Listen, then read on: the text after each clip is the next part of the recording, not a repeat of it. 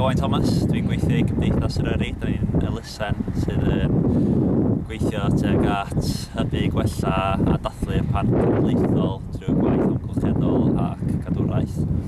A heddiw da ni yma i helpu'r parc cenedlaethol yr Yrru i gynnal a chadw'r llwybra. Plan for today.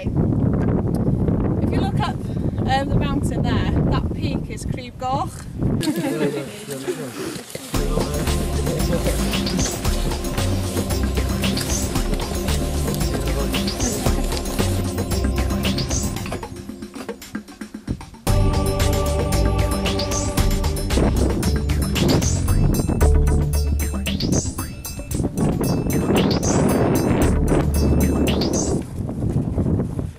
This is the first time I've been at Snowdon personally. It's only my second time for volunteering for Snowdonian Society themselves. But it's good, isn't it? Y syniad ydy I clirio'r holl dreina felly seri'r llwybr. A mae'n swnio fel gwaith sydd ddim yn ddiddorol iawn, ond mae'r peth mwyaf pwysig da ni'n reid, really, achos mae'n gostus iawn I wneud llwybrat. Mae'n costio tua £100 y metr.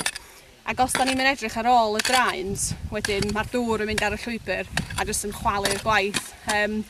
A da ni'n ffeindio fo'n anodd iawn I gadw fyny efo'r holl gwaith maintenance sydd angen cael ei wneud. So mae Cymdeithas yr Yrru a Gwirfoddolwyr yn help anferthol I ni. Nos fi clywed amdano fo yn y job centre, nos fi gofyn I fi os o'n i'n interested am wneud o ac nos fi'n dweud, ie, I was looking to do some volunteering work to take up my time, and I was directed to Manchester Gwynedd. So I found a few volunteering opportunities through them. Actually, they're really good. They're really helpful and get you things that are relevant to your wants and needs.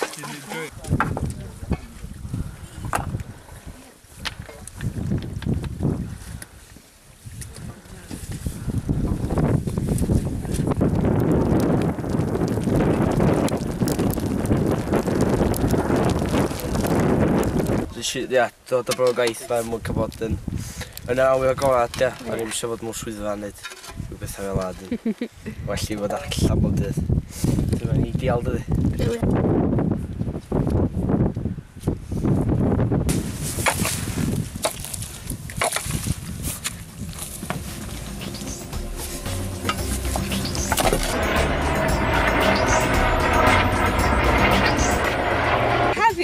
Oedd yr arolwg tywydd bore yma yn diddorol.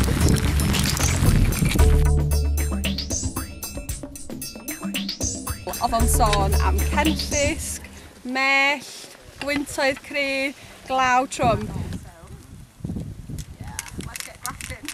Dim ond 30% o siawns o gael y tywydd yna, ond hyd at rwan, da ni wedi cael cenllysg, da ni wedi cael glaw, da ni wedi cael eira, so da ni jyst yn aros am mell rwan.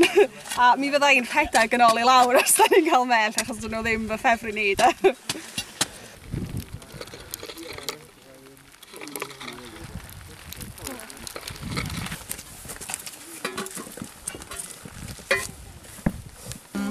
I've done quite a bit of volunteering with the Wildlife Trust, and now I've started to come out and help with Snowdonian Society. I've walked on these mountains for 25 years, so it's really nice to come and do something positive to keep the environment as beautiful as it is.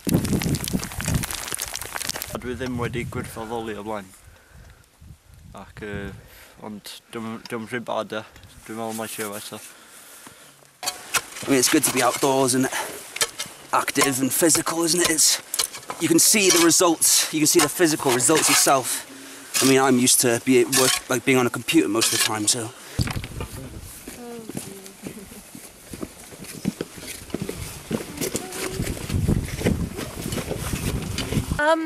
Well, I wasn't sure whether, because I'm obviously a lot older than the other volunteers here, I wasn't sure if I'd be strong enough today, but I'm holding up quite well. Yeah, brilliant.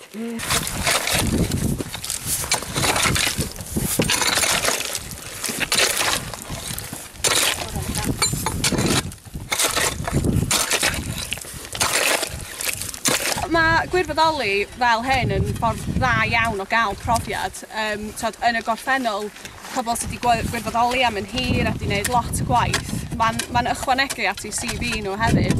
So mae o'n meddwl pan maen nhw'n mynd am swyddi fel, so jyst yn dechrau allan fel warden tymhorol neu rhywbeth, mae'n rili ychwanegu at be maen nhw'n gallu cynnig achos mae gen nhw'r kind of profiad yna.